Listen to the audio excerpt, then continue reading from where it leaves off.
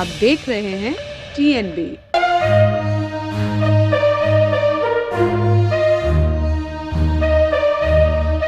Bollywood industry के शानदार अभिनेता नसीरुद्दीन शाह अक्सर अपने बयानों को लेकर चर्चा में आते रहते हैं।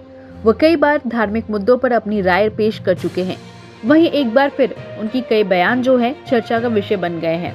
अब उन्होंने मुसलमानों पर एक बयान दिया है जो चर्चा पर आ गया है। नसीरुद्दीन शाह का मानना है कि जो लोग मुसलमानों के नरसंहार का आह्वान कर रहे हैं वो देश में ही गृह युद्ध का आह्वान कर रहे हैं।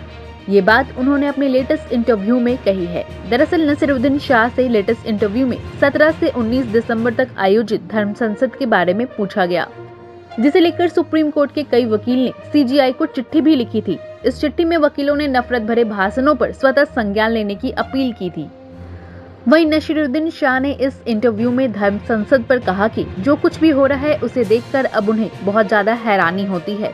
शायद उन लोगों को ये भी नहीं पता कि वो किस बारे में बात कर रहे हैं और किसका आह्वान कर रहे हैं। ये एक तरह से गृह युद्ध जैसा होगा। इसके आगे नसीरुद्दीन शाह ने कहा कि हम 20 करोड़ लोग लड़ेंगे। ये जगह हम 20 करोड़ लोगों के लिए एक मातृभूमि है। हम 20 करोड़ लोग यहीं के हैं। हमारा जन्म यहीं पे हुआ है। हमारे परिवार और कई पीढ़ियां यहीं की है और इसी मिट्टी में हमारे लोग मिल भी गए हैं। इसके साथ ही उन्होंने कहा कि इस बात को लेकर निश्चित हूँ कि अगर कोई भी इस तरह का अभियान शुरू होता है तो इसका कड़ा विरोध होगा और इसका भारी नुकसान भी हो सकता है।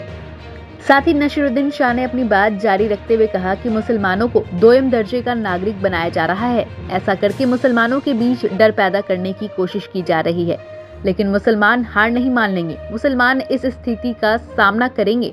इसके आगे उन्होंने बताया कि हमें अपने घर और अपनी मातृभूमि की रक्षा करनी है। हम लोगों को अपने परिवार और अपने बच्चों को बचाना है। इसके साथ ही उन्होंने ये भी कहा कि वो यहाँ पर मजहब की बात नहीं कर रहे हैं, क्योंकि ये तो आसानी से खतरे में पड़ सकता है। बस यही नहीं, अभिनेता ने इस मामले में सरकार पर भी सवाल खड़ा कर दिया। उन्होंने कहा कि जो कुछ भी किया जा रहा है वो सभी काम मुसलमानों को असुरक्षित महसूस कराने का ठोस तरीका है। ये सभी काम वहाँ से शुरू होते हैं जहाँ औरंगजेब का जिक्र होता है। सत्ता पक्ष के लिए अलगाववाद एक नीति बन गई है। वहीं उन्होंने धर्म संसद के खिलाफ कार्रवाई न होने पर भी कहा कि वो ये जानना चाहते हैं कि इन लोगों के साथ क्या होगा, लेकिन सच्चाई तो यही है कि इनके साथ कुछ भी नहीं हुआ। हमारे नए अपडेट्स पाने के लिए हमारे चैनल को सब्सक्राइब करें और बेल आइकन पर क्लिक करें। साथ ही हमारे वीडियोस को लाइक और शेयर करना ना भूलें।